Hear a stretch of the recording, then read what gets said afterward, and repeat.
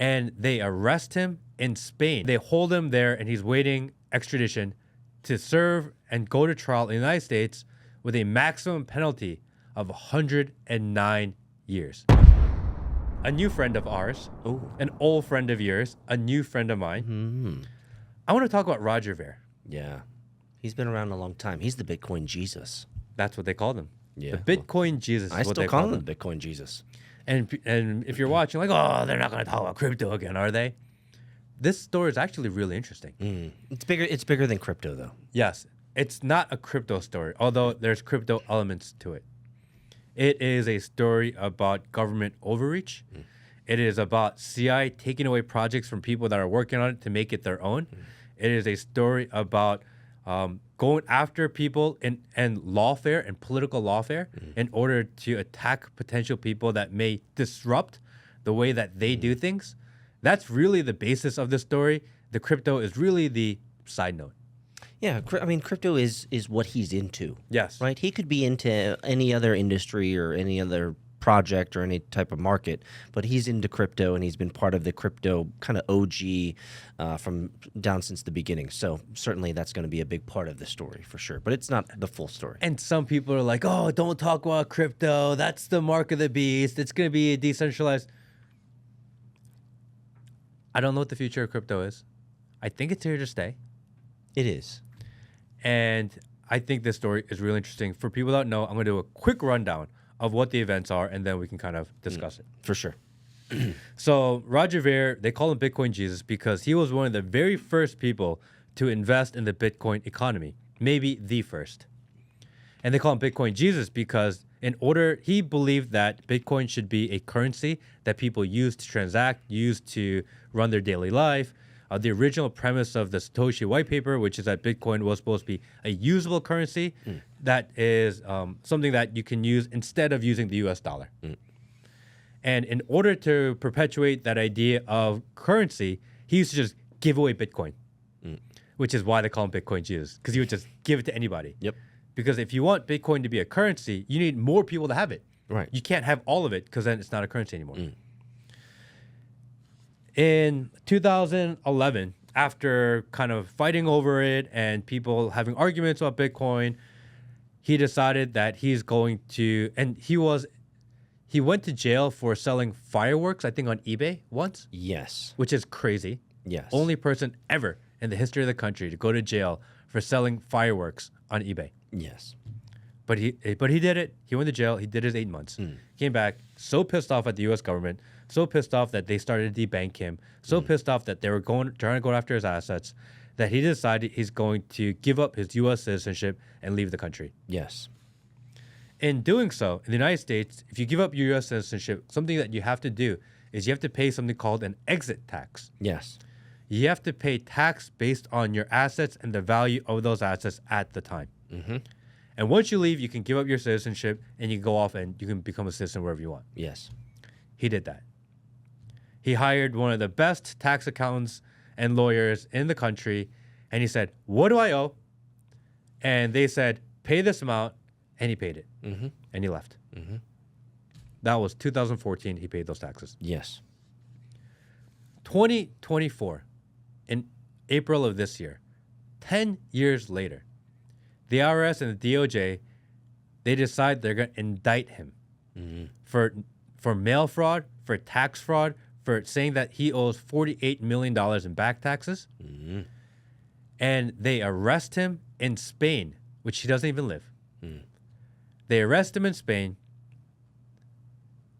and they hold him there, and he's waiting extradition to serve and go to trial in the United States with a maximum penalty of 109 years. Yes.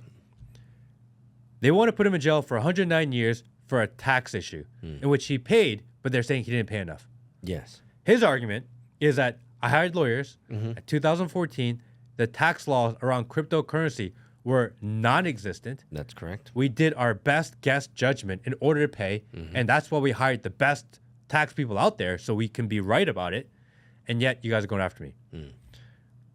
The asterisk to this story is that he wrote a book that released in March.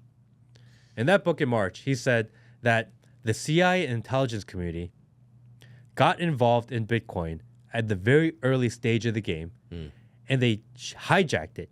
So it went from a currency system to a storage of wealth system, which is what most people know it as today. A store of value. Yep. Most people know it as a store of value today. It's supposed to be the digital gold. Yes. The original goal of Bitcoin was not to be the store of value, but to be used as a currency. He's on the currency side. Yes. And he named some names, saying these guys were involved. They infiltrated the Bitcoin forums. They ran propaganda campaigns. They censored people that would talk against this idea of currency, that we were removed from the internet for it. And they hijacked it. And once he released that book, a couple weeks later, they arrested him. Now he is in Spain. He cannot leave the island of Mayorkas. And he is waiting for the Spanish police to just pick him up one day and ship him off to the United States to face trial. So is he hanging out in a hotel? Is he hanging out in a residence, a prison? Where's he hanging out? He's not in prison. They let him out on bail. The U.S. government apparently is very pissed off about that. Oh, so he's able to roam freely within Spain? No, just Mayorkas. Oh, just Mayorkas. He's not allowed to leave the island of Mayorkas. He is not allowed to get on a boat. And he needs to physically check in every 48 hours to local law enforcement to prove that he's there. Okay. He is not allowed to leave anything. This is where he is. This is what's going on with him. And it is, I don't know. What do you think? Man, I've known Roger Ver since 2016. So we did live streams together. I was there during the huge internet blow-ups of the SegWit, the hard fork, the large block, small block debates during the 2016 moving into 2017 when the hard fork actually happened in August, September of 2017. I was there. I was live streaming it. And that was the beginning of Bitcoin Cash, which was a hard fork away from Bitcoin Core. And so he championed that and was very, very aggressive, very some would say propagandizing, his side of the aisle and his followers and the people that really appreciated his thesis, I would say, and his vision for what Bitcoin should be. And so, this whole Roger Ver kind of emerging from the kind of obscurity of sorts. If I can track with it, like the height of his celebritydom, if I could put it that way, was really about 2017, 2018, and maybe moving into 2019. He was still relatively relevant in the cryptocurrency space in terms of the overall narrative and what was happening around the world, and mostly because of this huge explosion of moving away from Bitcoin Core and creating this new thing called Bitcoin Cash, which had its kind of moment in the sun and these types of things. And so because I'm deep in that game and in that world, I deeply respect him as an entrepreneur. And I've made tweets about this publicly, so I don't mind, saying this about him. Like, he survived. He created his own abstraction of Bitcoin in his vision, and his token, his coin, actually that's a better word, it's a coin, not a token. His coin has survived the ups and downs, it has survived the cycles, he has continued to champion its growth and its expansion. It doesn't have a lot of use on a second layer at all, but the intent design purpose of Bitcoin Cash is for transactability. The problem that he has is that because of the way that he extracted himself away from the Bitcoin community by saying, I'm going to create the real Bitcoin, is what he said at the time, and many times over, and which ended up becoming Bitcoin Cash, the green Bitcoin, not the orange Bitcoin that we all know. His problem is infrastructure, number one, number two, marketing messaging, and number three, implementation into actual vendors and services. And so, again, I feel like I'm nerding out here. I can go deep. I know too much about Roger Ver, but again, I respect him as an entrepreneur. I respect him as a startup operator. I haven't always agreed with his underlying philosophy. I thought it was a flaw for him to break off of Bitcoin Core. But given the revelations of his latest book and his kind of pointing people out and stirring up dirt, he has now moved back into the mainstream. So it's interesting to see him come back into the mainstream this way. Because he would argue, and I kind of agree, is that if Bitcoin was normally created to be a currency, that if Bitcoin Cash had won the consensus vote, then Bitcoin Cash would be Bitcoin. Yeah. And whatever this Bitcoin store value is would be the alternative Bitcoin value or Bitcoin gold or Bitcoin whatever it is. Yes. So his argument would be that he has the original Bitcoin. They just went the other way because he's the one that's true to the white paper. Fair enough. Fair enough. But again, the problem is that his scale and accessibility of his Bitcoin Cash versus Bitcoin, it will always be in the alternative coin segment. And I get it. Like, I mean, you lost the battle. You That's all it is. That's a fair way of saying you lost. You lost the battle. You lost, Roger. Now, are there other coins like Bitcoin Cash? Some would call it heresy for those overly dogmatic people who are listening online. But like we have Litecoin, which is a forked Bitcoin, right? Charlie Lee. And now anyone that's listening at this point, like, just give us a pick, Peter. Who we buying? When moon? Bitcoin is what you should buy. The orange man good, the orange coin good. I mean, that's it. So there are other has Litecoin survived as a transactable coin that's cheap in terms of transaction fees? Yeah. Does it have some accessibility and some scale? Does it have some merchant services to it? Yeah. And so the problem is Bitcoin Cash, Litecoin, Bitcoin SV, you might have heard of that. They didn't win. But they didn't win. That's the gripe of the original Bitcoin community, is that cryptocurrency was supposed to be a decentralized currency that says a big F you to the establishment, F you to the banks that were able to operate and trade and have commerce without their overreach, without the centralization, without them getting involved in our lives. And somehow, as they slowball it, as they slow it down, as they constantly put up walls and they accumulate and they accumulate and accumulate, and now Bitcoin is a centralized currency. The banks and governments own majority of it. Yep. And the platforms and the wallets and whatever that we use are all controllable, all trackable. They all run through the SEC. They all run through the government. There is no such thing as privacy anymore. So what cryptocurrency was created for, which was your free right to be able to transact without anyone telling you what you can buy, how you can buy, and what you bought and watching into it, versus what it is now, which is they still call it cryptocurrency, but it's just digital value. Or it's just digital speculation. Yeah. So I know too much, so I'm trying to consider what is valuable to comment on. In the world of digital currency, it is still a viable option to be able to transact fully anonymously. It just requires a little bit of sophistication and a little bit of knowledge and know-how and the right hoops and loops to go through.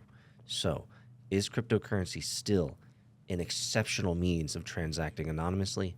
Absolutely. You can't get better than cryptocurrency, for sure. Now, are the mainstays of cryptocurrency, your Bitcoin, your Ethereum, your Solana, these types of tokens, are they fully trackable and traceable to origination, destination, and provenance? Yes, we have tools for that now.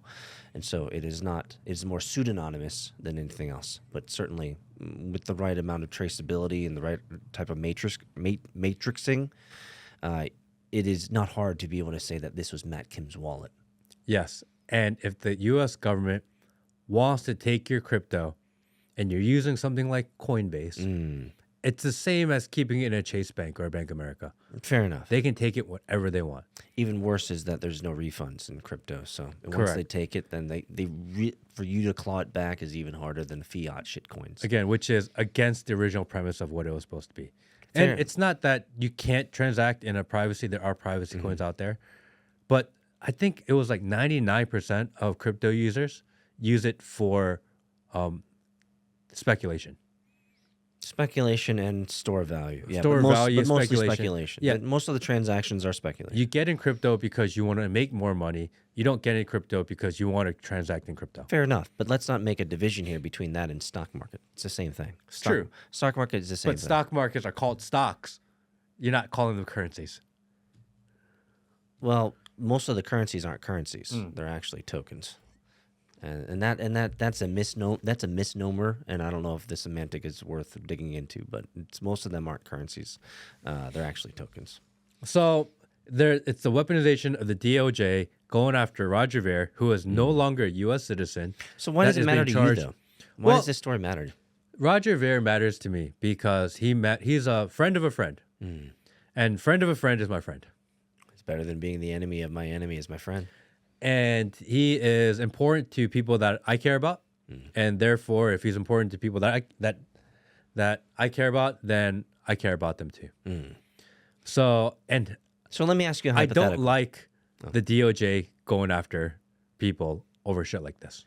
Well, and again, I know too much. I've met the man. I've shaken his hand. We've done live streams back in the day. I respect him deeply. What would you do if you were in his position? I just had this thought cross my mind as you were talking about this. Like, you're on this island, right? You got 48 hours until you have to check in. Let's give yourself some wiggle room, right? They're not going to go out and look for you after 48 hours. They're going to be like, he's late. Let's call him. He's late. It's okay. It's 2 hours. So you really have like 55 hours, maybe 52 hours before they actually come and look for you. So I just had that hypothetical, and I'm just curious.